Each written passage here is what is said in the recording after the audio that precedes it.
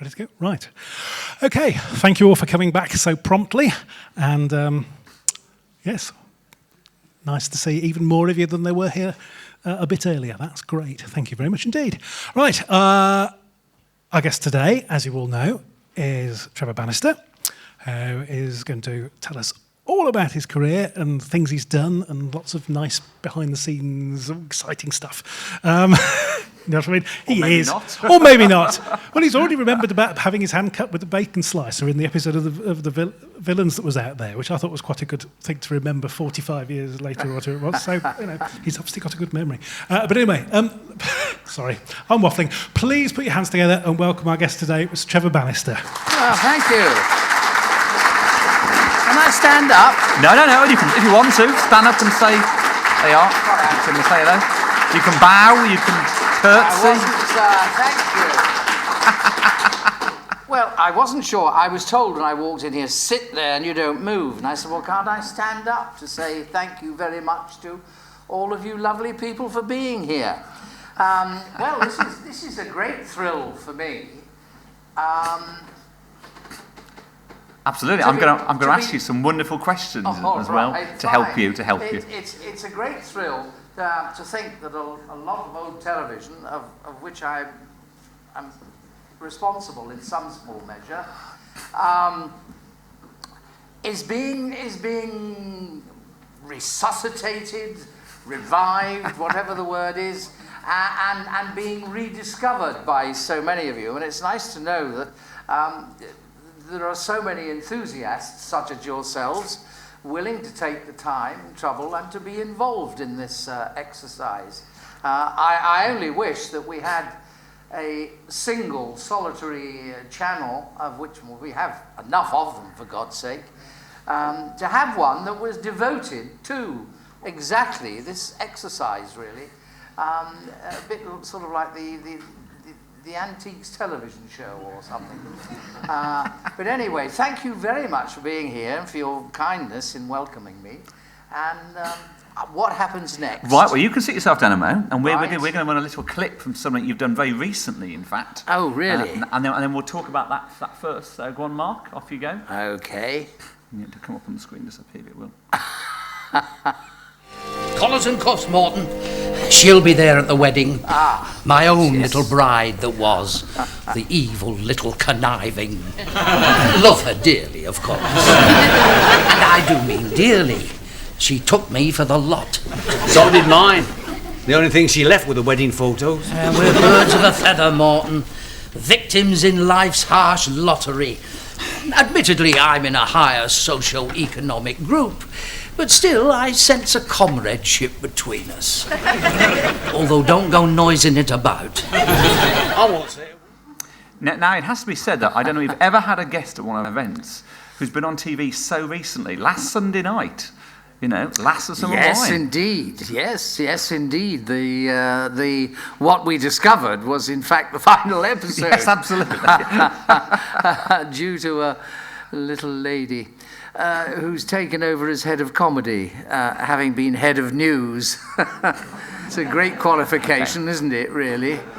Let's bring the contrast out, because you were saying outside, that when you started, and our earliest credit was 1960, yes. you were doing TV in a very different way, and there you are in 2009, 2010, shooting in high definition.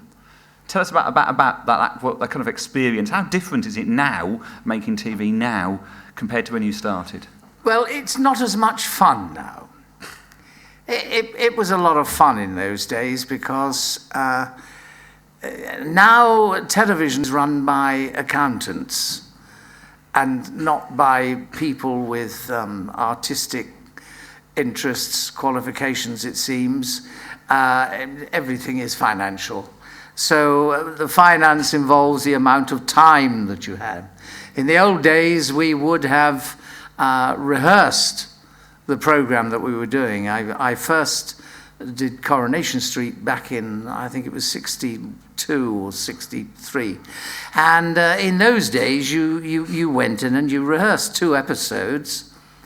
and you went into a rehearsal room, not unlike this room, which was all marked out, etc. And the cast arrived at 10 o'clock in the morning, and the director and all the rest of it. And so you rehearsed the episode. And you did that, and then you rehearsed the next episode. You did that every day until you went into the studio on a Friday, when the whole day was devoted in the studio to recording your episode. Retakes were only permitted under very extreme circumstances because, of course, time meant money even in those days. But having said that, you didn't need many retakes because you'd had a good rehearsal period. You all knew each other well, and you got to know each other well during the course of rehearsals. And so it was a very happy experience. Nowadays, only about 3 or 4 years ago, I went back to do some Coronation Street for Johnny Briggs's departure and playing his solicitor. And that now is a huge factory which makes film from 7 o'clock in the morning. How they do it, I don't know, because they do about 5 episodes a week. And they really do work under enormous pressure. There is no rehearsal. You've learnt your lines, you turn up, and the director says, well, you sit there, and you get up when he says that, and he comes, blah, blah. And that's it. The only rehearsal you get is when you choose to rehearse with your fellow actors and say, shall we just go over in the corner and rehearse this bit? Because there is no real rehearsal time. So you don't get familiar with each other, you don't get to know each other that well. It is making films. It seems to me that TV has become obsessed with looking more like films, as you say. You know, the fact everything is filmised nowadays to make it look like film. Yes. But also, it's become obsessed with, if you like, the technology of itself. I mean, there's this obsession with making things in high definition. You know, it doesn't actually matter whether it's good quality necessarily in the writing or the direction or the acting, but it has to be in high definition so you can see every pimple on the face of the actors or whatever. Well, that's right. And I don't so making something like Last Summer Wine there, I mean, did you get rehearsal time for that? Because it's quite an old-fashioned show. For which for Last of the Summer Wine. Last of the Summer Wine. Last of the Summer Wine. We'd all been doing it for a number of years, and I mean, some, like dear Peter Sallis, had been doing it for 37 years, because that's how long it had been going. There, you have a little more rehearsal time. The whole thing is made on location in that lovely part of the world of Holmfirth, and yes, you have. It was very much more like making what I would call old-fashioned television. Time was still important because, of course, everything is governed by finance now, and you can't overshoot and spend too much time and so on. But by virtue of the fact that we don't shoot on film anymore, we're shooting on whatever tape it is, I don't know. I'm not technically minded, but that does make it, easier. Yes. That is a much more pleasurable experience, because we all know each other, we all stay in the same hotel, and we've all known each other and worked together on and off for probably 40 years at some point. And so it is a much more relaxed atmosphere to work in, and a very pleasurable one. I can still see them. I mean, I know they've said they've cancelled it, but I have this sneaking suspicion they'll bring it back for the odd Christmas special, because I think it hits a target audience, that kind of older generation that isn't hit by so much else on TV nowadays. Well, I think you're absolutely right. I don't think there's the slightest chance of them doing that, because the powers that be and organisations and the way they're run, when new brooms come in, they like to make their sweeping very evident, for good or bad. I think ultimately it'll be proven to be bad, because the function, in my view, well, in everybody's view, of the BBC is to provide national entertainment, to cover the whole spectrum.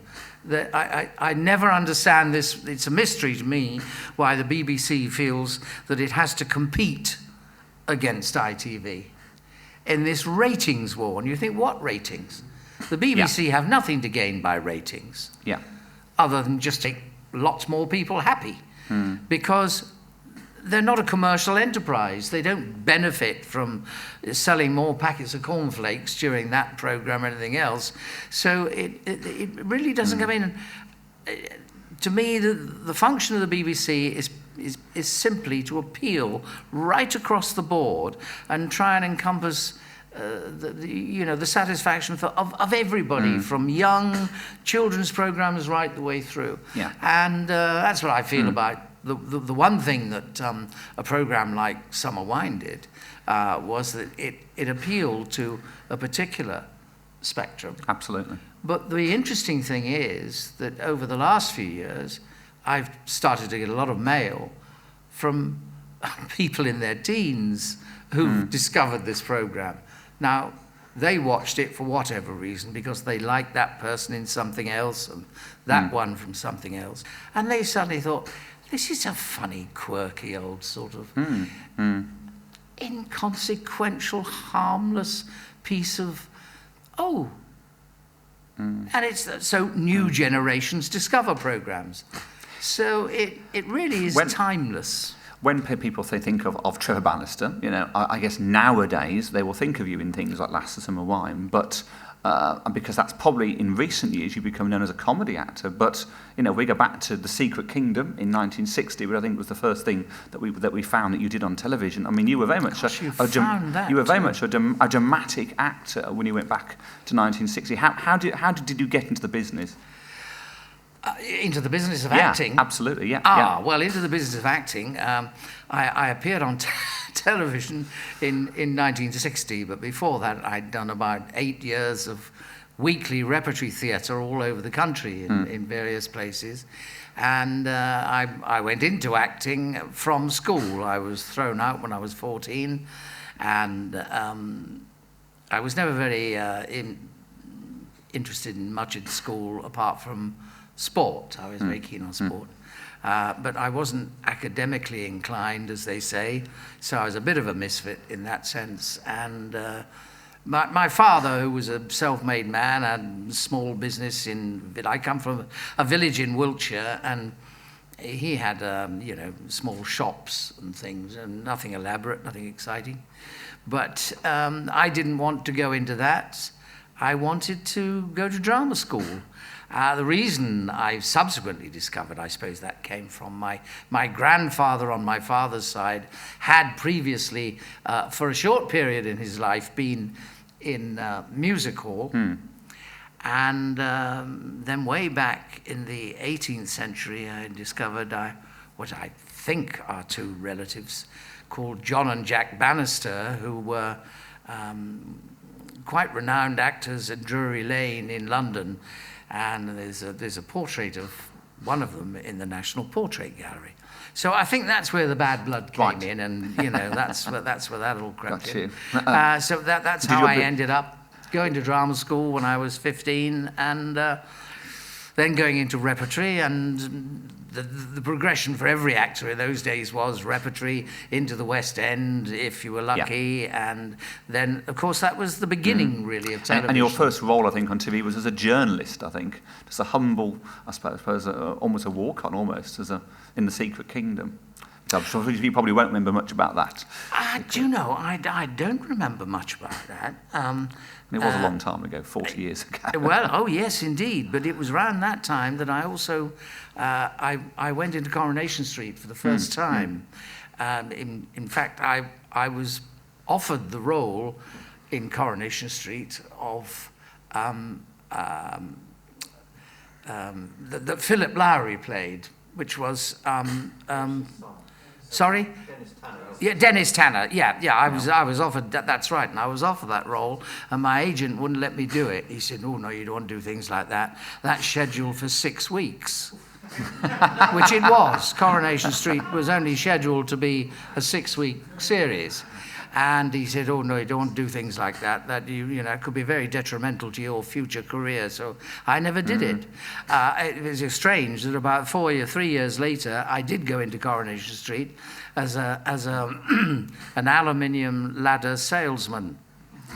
and I was in for a few weeks, and then a few years later, I went back as another character, and then went back as another character. Well, that's one of the beauties of shows like, I suppose, the Crossroads, the Coronation Streets, the Bills, that you often, you went and did a bit part, and then you kind of went back a couple of years later, did That's another right. one, and kept working through Yes, it. indeed. Interesting you're talking about Coronation Street, because the one thing you notice probably from what we're showing in the bar today, a lot of those plays were for Granada. I mean, you say you came from Wiltshire, but you actually did a lot of work for Granada in the kind of Yes, early 60s to mid-60s. Well, it did. That came about, excuse me, because after all those years in repertory, I came to London and started doing a bit of television, and then I did a play. I did a show called The World of Susie Wong, and then that was followed by, at the end of 1960, doing Billy Liar with Albert Finney, in which I played Arthur, he played Billy, and then I took over Billy from him. And that sort of set me off, and it also set me off on the sort of the northern run, really, because, I'm a West Country boy, I'm a, Wiltshire lad, and down that part of the world. But I found myself on the northern trail, which was great, which was lovely, and fortunately, accents came very easily, readily to me. So I did a lot of work playing northern characters, and that's when, Coronation Street and so on. That all came from Billy Liar, really. And what strikes you about watching some of it, and Simon made a reference to the hand being sliced off and the bacon slicer there, it was very gritty, wasn't it? It was very realistic, like that Granada stuff. They were very Granada was down to earth. Oh, Granada was the most wonderful. It was the best of all the television companies, I think. Subsequently, Thames became very productive, did a lot of very good things, as indeed did all the others. But Granada was, with Sidney Bernstein and that company, it was the beginning, and it was the birth of all those wonderful Alan Platers and all the northern writers and so on. And of course you wound up with your own series. I mean, you were the lead in The War of Darky Pilbeam. Was that the kind of first time when you had a lead in a TV series? I suppose it was, really, now I think about it, yeah. I suppose it was. But you're right, Granada, they were very inclined to do northern drama, everything with a northern flavour, understandably, because they were a northern company. But they did some amazing work, and they also were very diverse. I did lots and lots of plays and D.H. Lawrence plays and all sorts of things for them. And they were very diverse, very adventurous. It's interesting. I mean, certainly in terms of your plays career, as you said, I mean, it was quite dominated really by your work for Granada. You did a lot of work for them. But of course you were working in series, doing a lot of other series like Softly, Softly. And we're going to show you something here now from one of your series work you did for the BBC. Oh, yeah. You may never have seen this because this was made, but I don't think this was actually shown. So have a look at this on the Troubleshooters. Oh, Troubleshooters, yeah. And see if you remember making this in colour. Yeah. Believe it, Michael, do you? You can believe anything if you've been in Singapore as long as I have. Well, transfers are not my department, okay? All right, it doesn't sound like Andy. But governments don't make formal protests over nothing. Well, the Malays are reporting what they think is true. He's not the sort of man to go around calling sultans names. Nonetheless, Stead has suspended him, so it's been taken seriously. Yeah, very seriously. Well, he knows he's too valuable. We can't afford to lose him. Well, the sooner I sort it out, the better, I suppose. Do you want to go up to Kuala Lumpur this evening? No, thanks. I've only just got in from London. I want some sleep. When do you want to go? First thing in the morning. Okay, I'll lay on the company chopper for you. Now, I mean, that I think is so archetypal. You are what I call the clean-cut hero type. They want you strong, decisive. You could have been the saint with that kind of no-nonsense approach, couldn't you? Do you remember making that? I sort of, yes, I do vaguely now. I'm trying to link that with, was this Troubleshooters or Mogul? That was Troubleshooters. But you did do Mogul, I think, originally, didn't you? Yeah, I did Mogul originally because I played a shaved-headed American Buddhist monk. Absolutely. Had my head shaved to play this extraordinary Buddhist monk. And your hair is one of your kind of best features, really. I mean, you were known for that kind of clean-cut, kind of, handsome types, weren't you? Well, Those were the days. The strange thing about that is that was made something called electronic cam, which was a new system I think BBC were trying out to do it in colour. But that's quite unusual to have you in colour as early as 1968 for the BBC. And, as early as when? 1968. 68, but everything went over to colour. I mean, The BBC wasn't showing it in colour in 68. I mean, it was. I think it was 69 that's when it was. It was 69, 68. Yeah, That's when we did the Dustbinmen, which which started off in black and white and then went into colour. I think. Yes, it did. Yes, it did. Think. That's right. Because that was the changeover. That was when everything went from. And Granada had this enormous, great studio. Because I remember doing a play called something Journey to Newgate. Do you remember they did a series about Newgate Jail? The Rogues Gallery. Rogues Gallery. Yeah. Thank you. Yeah. You know it all. You're very good. The Rogues Gallery. Yes. I didn't know Dennis Tanner. I did one of those. Yeah. And that was lovely stuff. That was wonderful, exciting, big drama in the studio. Absolutely. With cows and pigs and horses running around, everything. It was fantastic, absolutely wonderful. It's interesting you mentioned that because I mean that was a kind of almost a period drama as well, wasn't it? Well, it was period drama, yes, absolutely. And you did a few of those in your career. In fact, we may even have. Yes. If it has yet, we're going to have a look at another one you did in the mid-70s here, from The Way of the World as well. Oh, Way of the World, absolutely, yes, indeed. Great. Bill Maynard.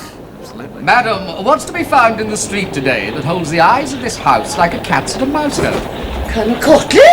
There's your wench at the front door, so fixed at whatever it is, she near swooned when I tapped her rump to make way. And here you, Mrs. Motherley, searching the scurfy movings out there in self-same way, and looking prodigious troubled at being caught at it. My curiosity stirs. Who comes, my old acquaintance? Colonel Courtly, you make others' business your own, and your manner of it is double the offence. You're not a gentleman, sir. My dear old friend, what stiff mood is this? Some occasion, I think. Who's coming? To be graciously received and graciously fleeced by Mrs. Motherley, the lodging housekeeper. Any ladies among... That's one of the perks in the business.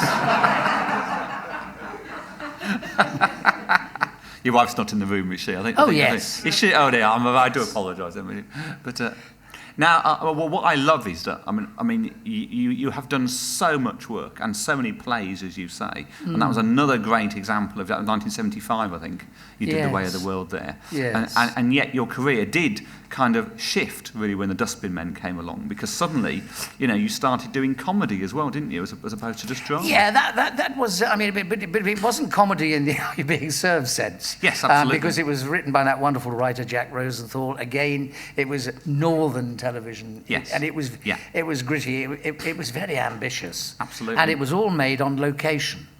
Which in those, I mean, it's the first time anything had been made on location without a studio audience. But Granada lost their nerve, unfortunately.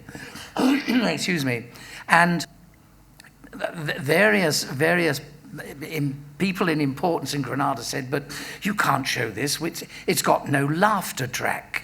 We can't hear people. And they said, no, it's meant to be a funny play, just like little funny plays. Yeah. And so they lost their nerve, and we had to show the programme exactly the same, in fact, as we do all these years later with Last of the Summer Wine. We had to show the programme on a massive screen in a studio and a couple of episodes and bring an audience, an invited audience in to laugh, to put a laughter track on. And you say, well, that isn't actually what Jack Rosenthal was writing, really. Yeah. But it still worked. We might be able to see a small bit of the Dustbinmen. And it still worked. And the Dustbinmen did something which television has never done before or since. It stuck itself in the Guinness Book of Records because it got 21.5 million viewers from its first episode to its 21st episode.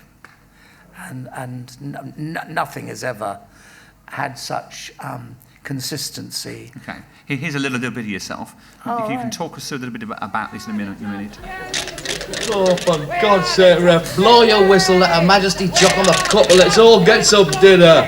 Oh, it's not that cup final. Isn't it? It's not even a football match. Well, what's he cheering then? The whitewash on the bloody goalposts? He's watching his team training. He's not. Never contradict the leader of the gang, my lad. Or I'm liable to massage your jugular vein with a dustbinmen. Well, where's the enjoyment in him watching 11 fellas tripping round a field in their underpants, practising fouling each other? Well, my mum enjoyed it. Watching fellas in their underpants. Every night till 1 o'clock in a Wednesday at nighty. Didn't you get pneumonia? You having said that now, dear about the friends. fact it wasn't in front of a studio audience, actually when you watch it, it becomes very apparent then. I'd never thought about that before. Yes, that, yes. You know, it had that kind of location feel to it. And, Yeah. and also, the fact it was almost like a drama almost. It was very up Well, close this is there, wasn't it? that's You know? exactly right. And I mean, it was doing a situation comedy in which they were real characters. They were very, they weren't two-dimensional people. They had depth. They had lives outside, when we saw them, and there was, there was a degree of pathos in some of the episodes and so on. And no, it was meant to be. They were little sort of half-hour comedy dramettes, or whatever you want to call them. Did it massively affect your life because suddenly you were being recognised more in the street and? Oh well, yes, indeed. That was very nice, and we found it quite extraordinary because that was our first experience of sort of pop star following in a way, and we really couldn't go anywhere without and be left alone, which is very nice and very flattering, but it really reached silly proportions. Having said that, it gradually quietened down a bit, and looking back on it with reflection, it was very enjoyable. Well, absolutely, it's a very difficult thing. I mean, some people love fame, and when you look at some people on, say, the X Factor now, who are desperate to become famous, Oh, yes. and when you get to being famous, sometimes you realise that maybe it's a double-edged sword. That's right. If you can't go for a walk in the park without people trying to mob you for an autograph, maybe life is not worth living at times. So I always wonder how people like yourself, who were so well known, particularly in the 70s and 80s, kind of coped with that whole fame thing. Really, did you reach a point where you were quite glad when it kind of went on the wane a bit and you could go out without people recognising you all the time? Well, you do. Sometimes it can be very difficult. It's all right if you're on your own, but if you're with your wife or family or whatever, it can be a bit of a nuisance. But that's all part and parcel. Listen, if we didn't have all that, if we couldn't accept that, then we shouldn't be doing the job that we do, really, should we? Absolutely. Now, the next bit we're going to show you here is probably one of your most famous roles, actually. Mark, if you want to run this, and we'll.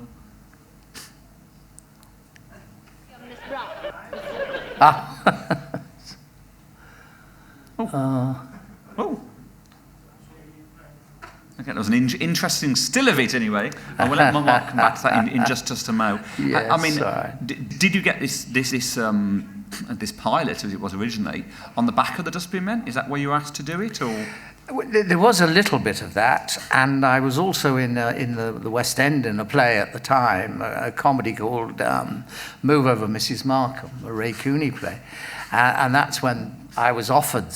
I met David Croft, one of the duo of the writers, David and Jeremy Lloyd.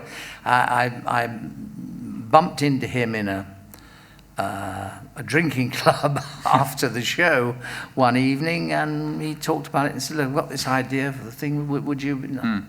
Yes, and that's how it all came about. Yes, it was lovely. But the most amazing thing about it when you were making it, though, was, of course, that it nearly didn't go out. Of course, the original pilot had no time slot, was almost forgotten about, and it was only because of a tragedy, of course. Well, it was. It got shown in the first place. You're absolutely right. And I must congratulate you on your homework.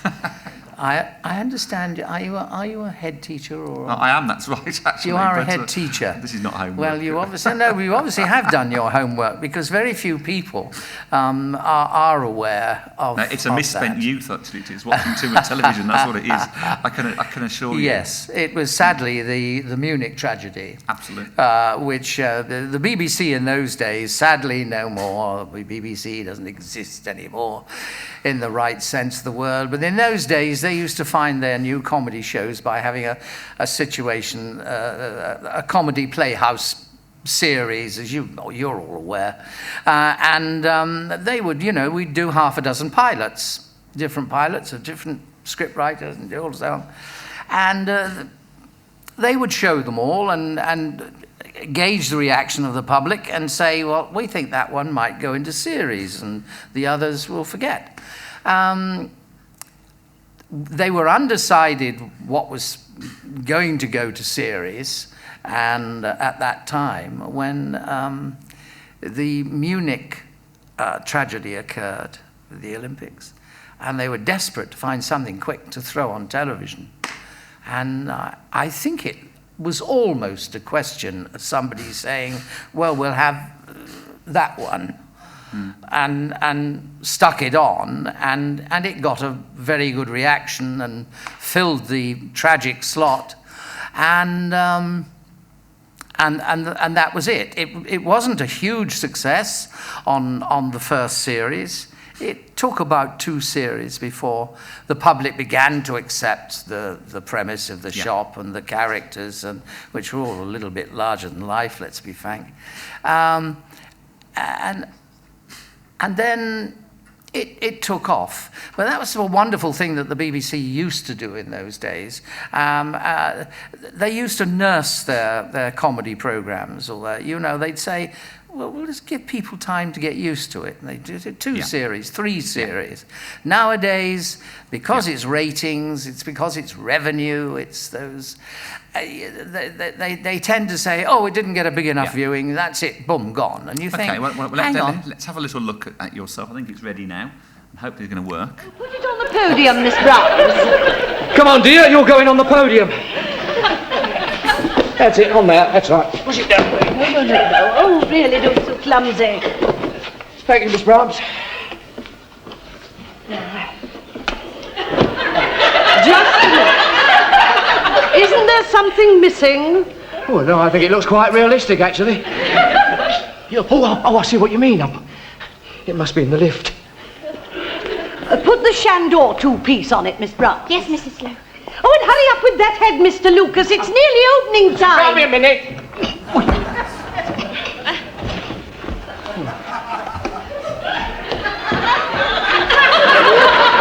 Suits you.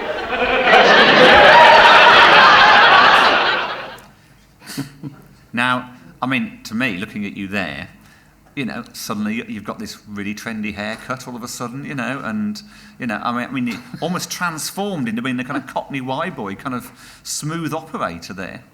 Well, I don't know. Perhaps we thought that was all part and parcel of the thing. But don't forget, at that time, everybody was wearing their hair long, their ties this wide, and their lapels this wide, and their shoes that high. It was a very weird time, wasn't it, when you think about it?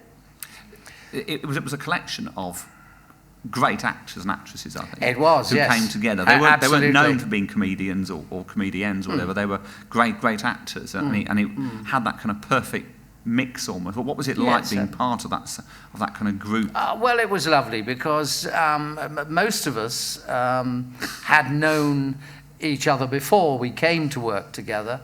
And some of us had known each other for quite a number of years before and worked together. I'd had the pleasure of working with Wendy in a couple of films and things. And Molly I hadn't worked with, but it was nice. We all fitted in, so we all knew each other. So there was no sort of, 2 years of 2 series honeymoon period. We all got on straight away, and that was it. It was fine. And people were always very kind and very generous towards each other in their work. And we all enjoyed what we were doing, and I think that's really what contributed to its success. Did you ever get a sense of almost the theatricality of the show? Because I mean, certainly you were asked to do music numbers, weren't you, and perform song and dance routines and do all sorts of things at time, almost like the old musical days, really. Well, it was. I mean, that's why. I mean, Are You Being Served was successful, probably for some of those reasons. It wasn't, in my view, situation comedy.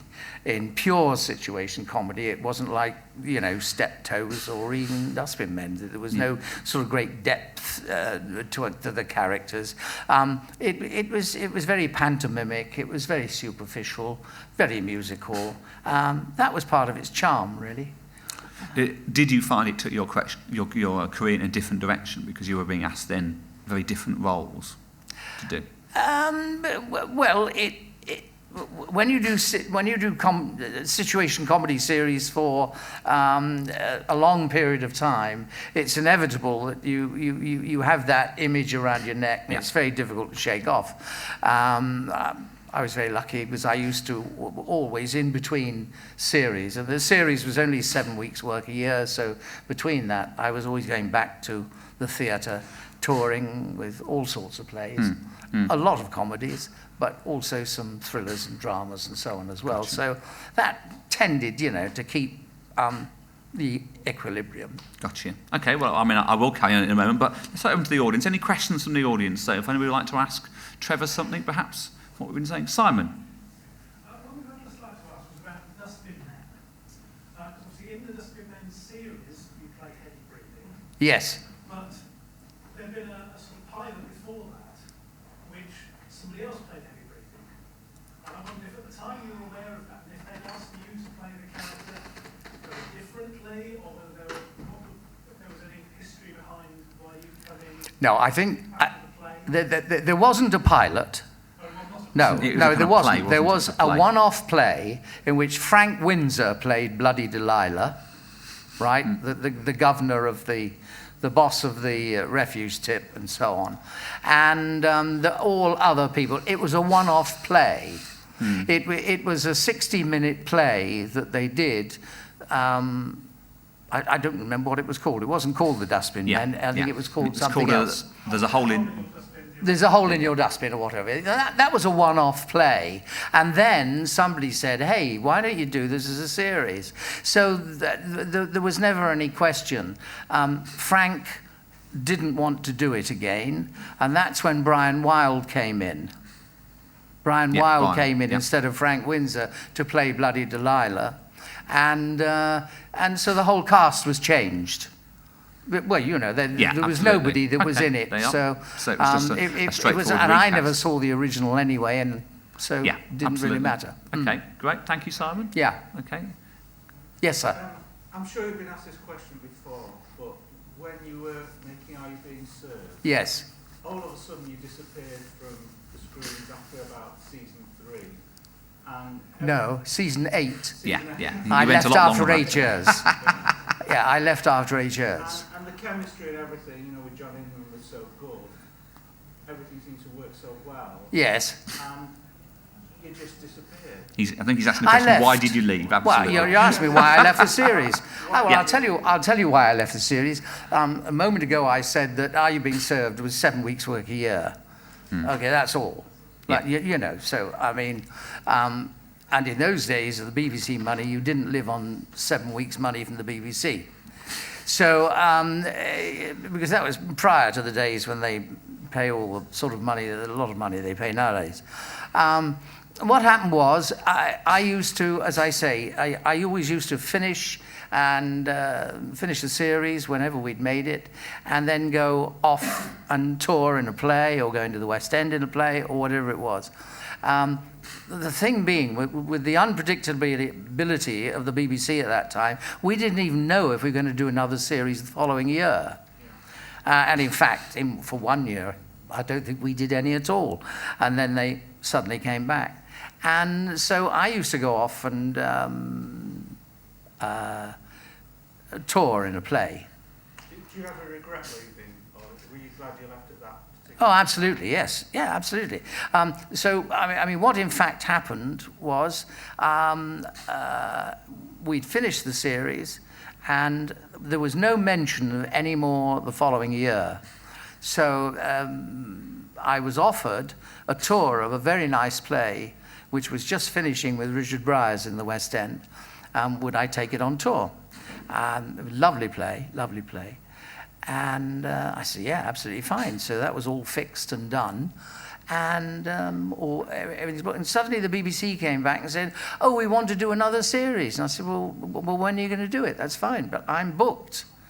Yeah. Oh, you'll have to give that up, they said. I said, I'm sorry, excuse me. This is 20 weeks' work at rather more money than you paid me for the BBC. What do you mean I've got to give it up? Oh, well, you can't. Anyway, end result was, dear David Croft said, oh, well, we'll have to change the recording now. I said, look, if you can change your recording date to a Sunday, and there are dates relatively near to London so I could rehearse during the day, I could still do it.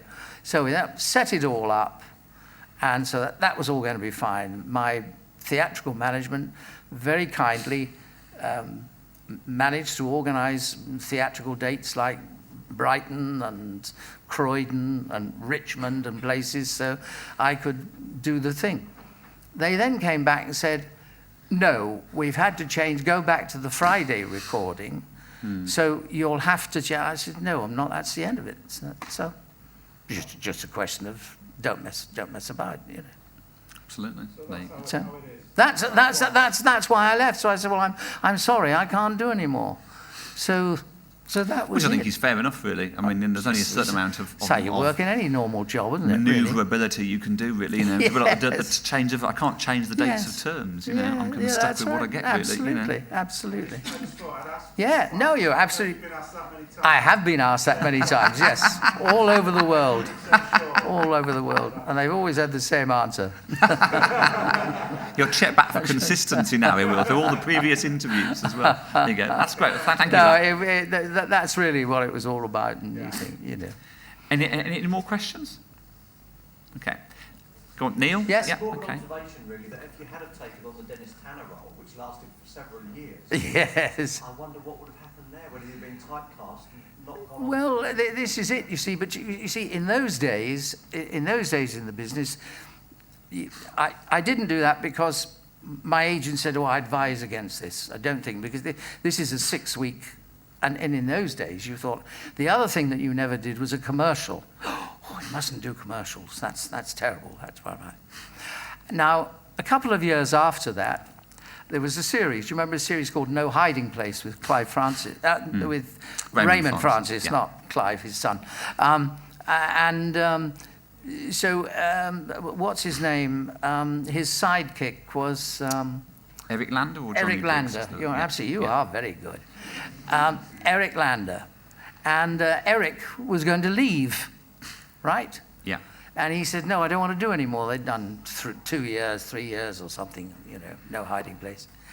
And I got a call from them to say, would you be interested in taking over from Eric Lander? They said, well, we're not going to have one policeman, we're going to have 2. So I said, well, I don't know. I said to my agent, he said, oh, and I said, but you keep telling me not to do these things. But this, anyway. So they had 2 policemen instead. My agent said, look, you don't want to do this. You don't want to do it. I'd done a couple of episodes with Eric Lander. And he said, you don't want to do that. Don't want to do that. It's not good, not good. No commercials, no Coronation Streets, all these running. Very bad for you. You need a different agent, I think you need, actually. But no, I didn't. He, in actual fact, he was right in the long run. So I said, no, I'm sorry, I can't do it. So the other policeman, the policeman who did it instead of me was Johnny Briggs. Yeah. So Johnny did it. And we'd been in Reach for the Sky together and a couple of other films before. And so it's a funny old world. I wouldn't, I don't think I would ever have been seduced into doing a Bill Roach. I mean, dear Bill, that's his life. It's been his life, and that's fine for him. that's okay. But I couldn't do that. I'd go potty. Is it the variety, the challenge of the acting that really drives you to still want to act even now? You know. Well, yes. I mean, I've been exceedingly fortunate. I've appeared in the theatre in Australia and Canada and Far East, Middle East, all over the place. And I wouldn't have been able to do those sort of things if you are resident. Very difficult. So I think variety is very important to an actor anyway.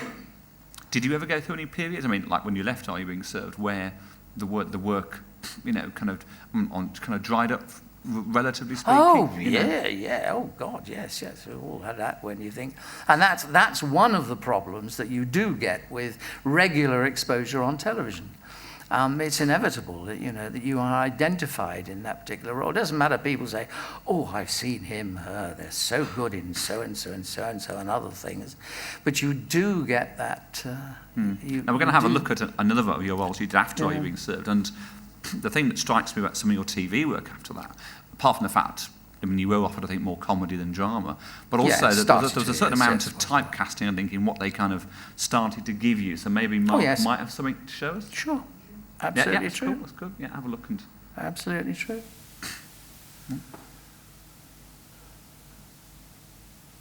That's the watch they gave me when I left.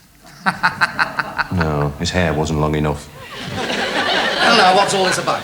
Oh, thanks. we're doing a survey on British leisure habits. Really? Yes. It won't take long. I've already filled in half the questions, because I can tell what sort of person you are.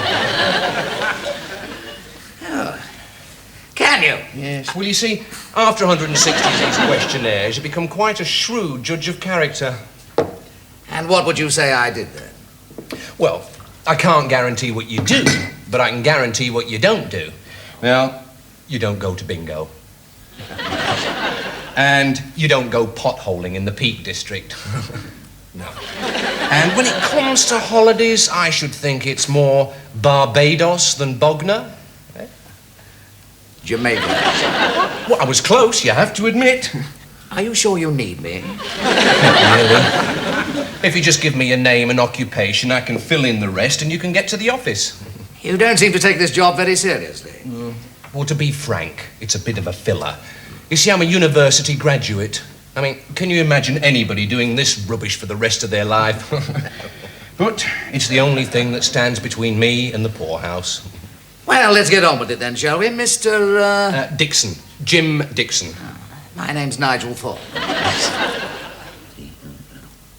And there's an E in Thorpe. Oh, yes. My occupation is company director. AB. I was right. Of a market research company called Data Quest.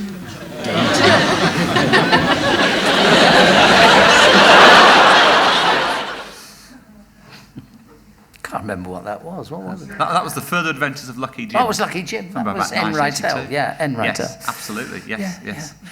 And it has to be said. I mean, looking at some of those roles, you had that charm thing was there in great evidence. You know, the ladies must have been swooning. Okay. Any more questions? There was one over there. I think that's that gentleman, wasn't it? Yeah. Yes, sir. Yeah. A question I've always wanted to ask you about Mr. Lindsay's character. Yes. He seemed to be played like Tony Hancock. Was that a conscious decision? Now, you're not the first person that said that. I think it wasn't a conscious move at all. I don't know what it was, actually, but I did, on one occasion, do an impersonation of Tony Hancock for something. And I don't know why, but it's just that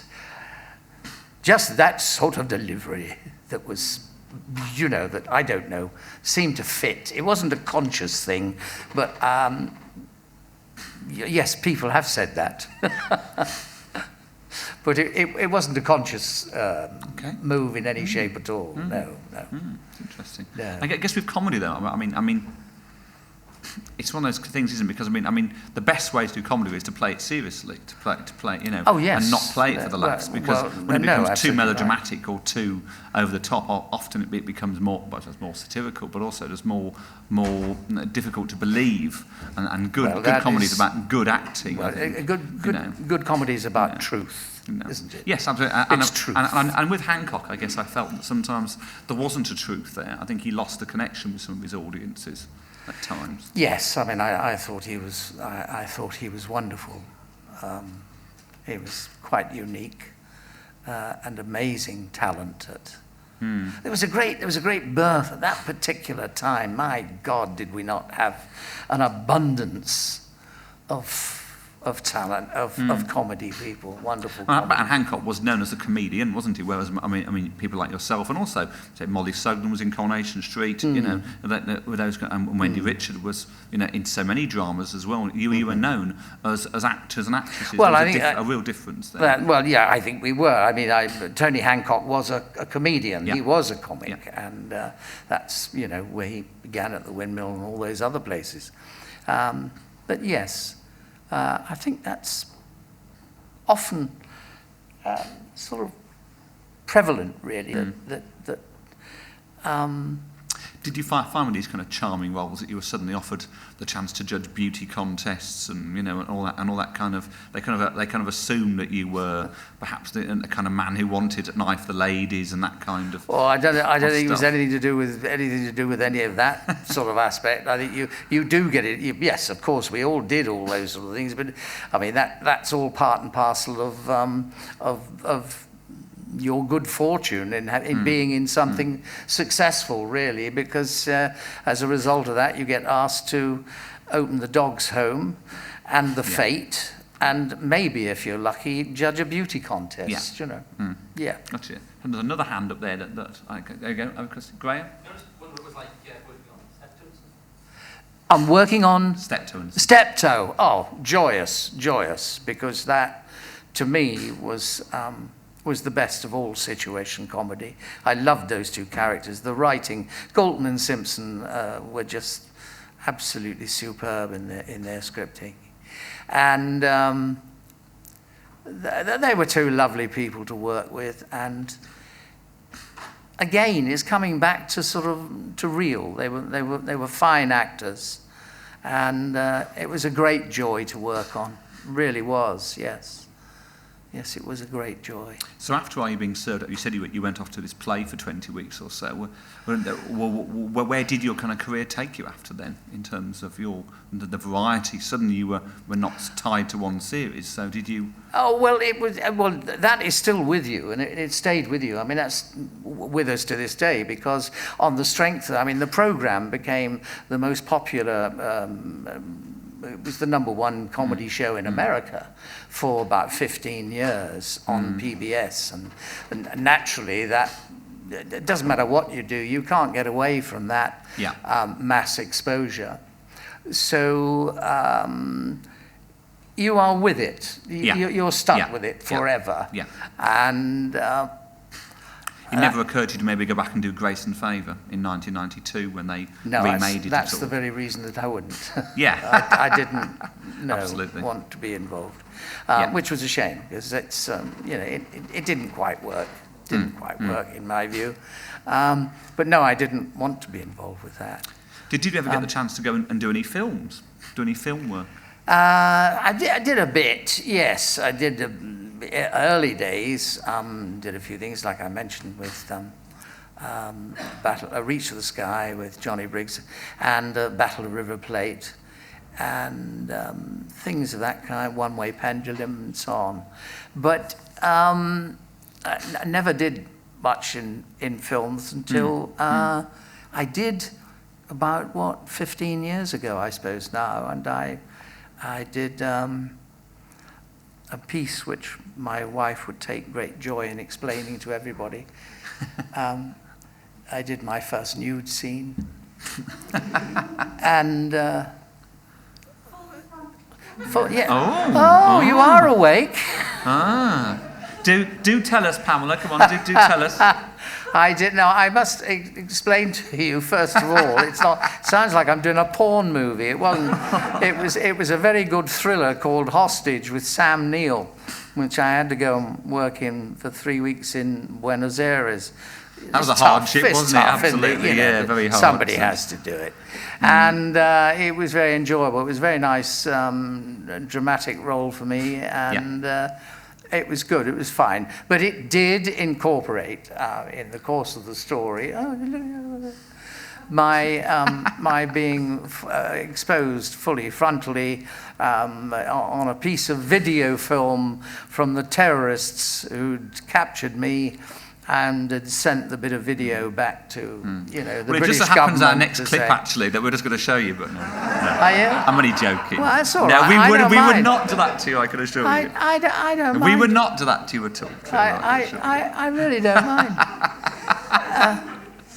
But anyway, that's answer to your doing many films. No, not a lot, not as many as I like. I've done that, and then I did.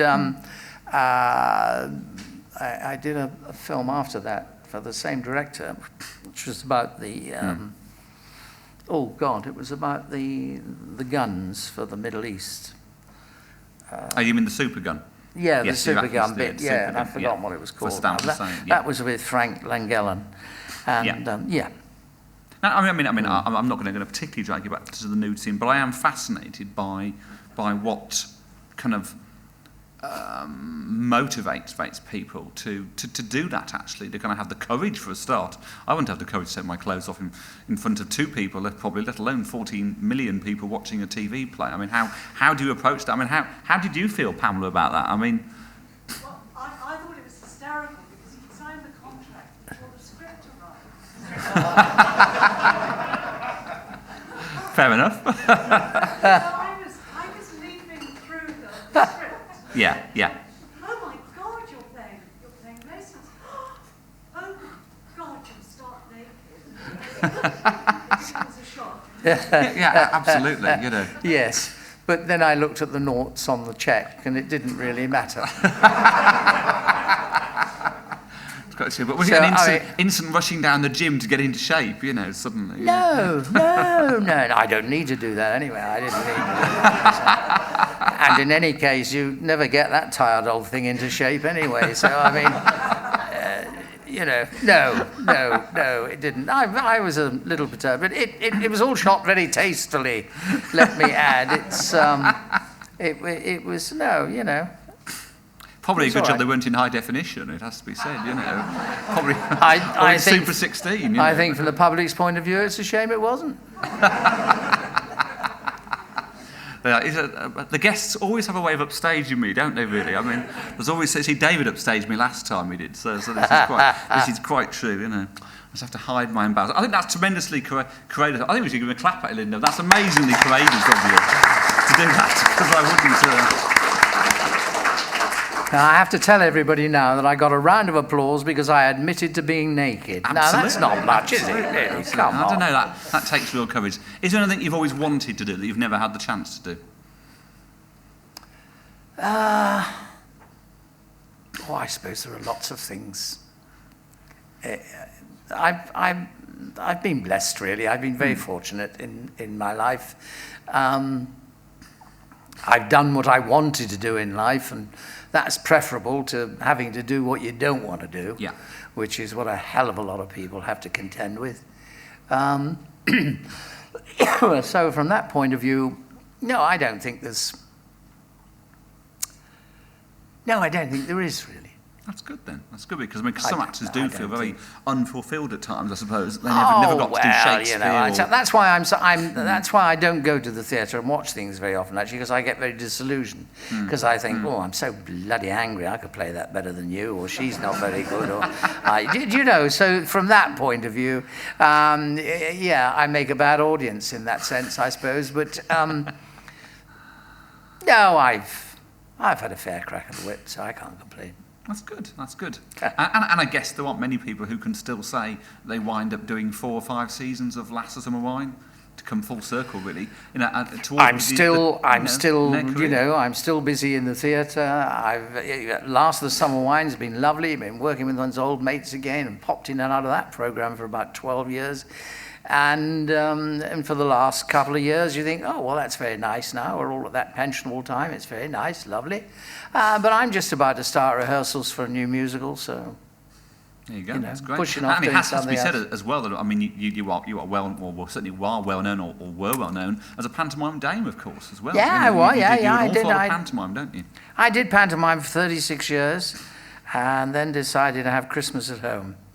So I gave that. Didn't. Oh, yes, I did. Oh, no, you didn't. I gave that up about Couldn't 5 resist years it. ago now, and that was lovely. I love pantomime, and that was a very enjoyable aspect of one's life. So yeah, that was good.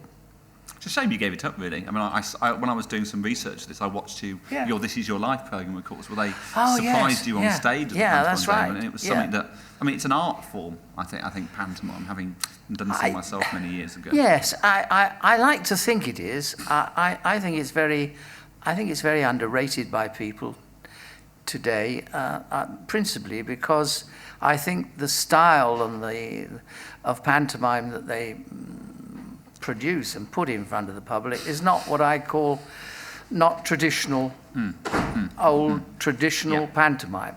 And I've always thought it was very well. I mean, it's an old cliche, but it's a child's first experience usually of live entertainment. And I've always thought that if you get kids and you get them interested in a good pantomime, and it's a clean pantomime, you know, there's no smut, there's no nothing, it's good, and it's good involvement and audience participation for them. You get them in there, you know, in this technical day and age that they live in, when they walk around pressing buttons and doing all this, if you can get them there, then maybe you've got a chance of live entertainment surviving in all its broadest forms, because it gives them a taste of immediacy, because that's the only time it happens. Every performance is different, and that ain't true of your television sets and things, I'm afraid. No, that's very true. That's very true. Okay, we're just coming towards the end of it. Any last questions from the audience? Yeah, sure. Sure. Thank you. Very fascinating to listen to you, Trevor. But I heard you say just a couple of minutes ago that you're about to start on a new musical. Yes. Are you able to, at this stage, tell us anything about the musical? Oh, yes, I can tell you all about it. You can sing it if you want to. No, I can't sing it. That's pushing your luck a bit. No, I'll tell you what it is. A year ago, I did a week's workshop. You know, sometimes people take an idea and we'll just knock it around for a week and do a rehearsal on it and so on, see whether it's got any future or not. Well, we did this, and this was with a dear old friend called Ray Cooney, who's a very prolific producer of plays, writer, and so on, as we know. And I've had the pleasure of working with him a huge amount over the years in the West End and on tours and overseas and things. And he had the idea, or at least, in fact, his son had the idea of incorporating Chas and Dave's music. And I have to say that with the exception of a couple of numbers, I wasn't that familiar with Chas and Dave's music. And so Ray wrote a play about a Cockney family in which we got, it's doing what they've done with Mamma Mia and so many of the others of those musical shows, which is somebody says, well, we write a story about this, we can get all the music on the stage, and we get all the ABBA numbers, but we haven't got ABBA, but we can get all the numbers in around a story. And that's exactly what he's done. And so we tried it out, and we're going to rehearsals a week on Monday, and I've become a great admirer of Chas and Dave's music now. I've heard a lot of other music which I wasn't aware of, I have to say. I think it's absolutely terrific. I think it's going to make a good evening's entertainment. Yeah. So that's what it's about. And is that something that Ray's looking at for touring or for the West Well, End? no, or? where the plan is, we're doing 4 weeks and then going into London with it, into Right, the West right, End. Yeah, okay, that's very the idea. We never Absolutely. know, but that's the plan. I think it's very Yeah. true that the old actors never stop acting, I think. You just kind of rest between roles because, I mean, Alfred Burke at 92 was still performing, Do you see right, yourself going yeah, on for many more years, yes? Well, As many as Pamela will let you. We'll just keep going. I don't think about. We're very lucky. We're very fortunate in our business that nobody says, "Okay, that's it. You retire. You're past your sell-by date. That's it." They all, as long as you can still remember the lines. Now that becomes more and more difficult for everybody as it gets older. But as long as you can do that, as long as you can hobble around and what have you, Well, take back our fondest memories of Chas and Dave, because we probably remember their LWT TV series probably better than they do now. Oh, right. With our interest in right. old television, it may not be all our musical scenes, but we know so much about the old days of variety, really. Well, that's so right. We don't do it, so and I think you're right. There is a whole retro market out there, actually, a bit like with Apple with Mamma Mia, that you tap into at some point. You do. I was amazed, and you talk to people, they say, "Oh God, yeah, I love that," and they go straight into Goethe and this and that, and you go, "Oh yeah, right, yeah." Well, and you think, and when you put all that together, it does make a fun evening. It really does. So yeah, I'm sure I think it's got a good chance. Well, much as I admire the kinds of the Leona Lewises, I do wonder if in 30 years' time they'll still be selling as many records as Chas and Dave. Actually, well, like them or love them, Chas and Dave's career has been very long. Like your own career has been very long. It takes a lot to survive in the business of television. Over 30, 40, 50 years, it does. This is what I feel for. Sadly, the world of variety, which is beginning to come back a little bit now. They're beginning to get a taste of it. The X Factor thing, all the Britain's Got Talent thing, in its way, does a bit of good there because it does bring back, you suddenly think, oh, it's a fellow who can do handstands and juggle and, all sorts of things.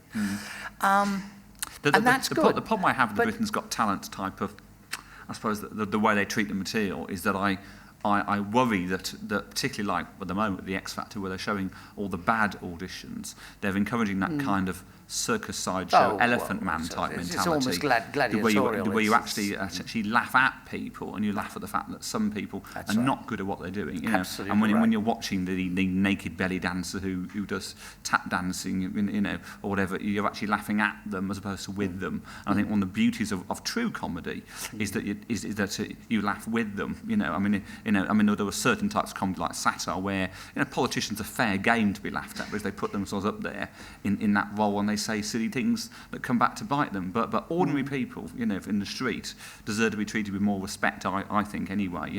And whilst it's brilliant to see the Susan Boyles who do very well out of it. I worry about the ones who you do see going off in tears because they've been told they're awful and dreadful. I agree with every aspect of that, and I think it is. I think that's. But you are right, though, that there is a slight variety revival beginning to come back in that, Trevor. Well, there is. I'm glad to say, because you were talking a moment ago and you said you wondered about the sort of longevity of Leona Lewis or something like that.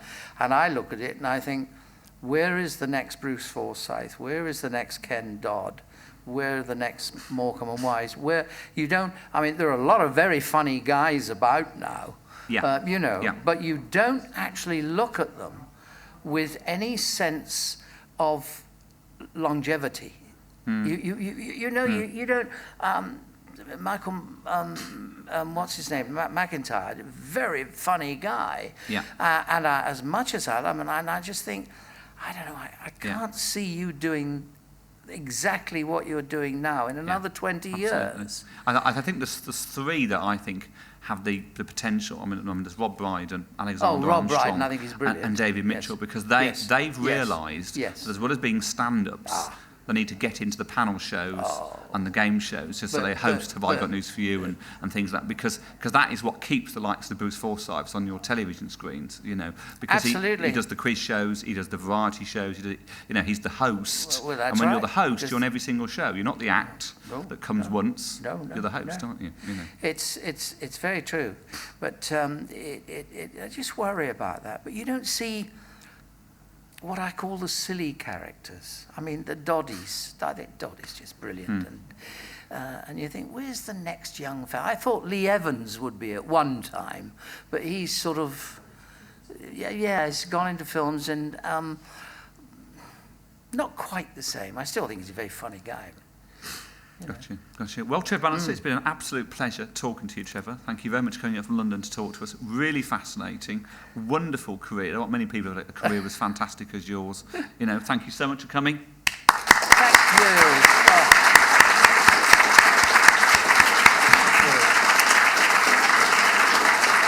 I hope that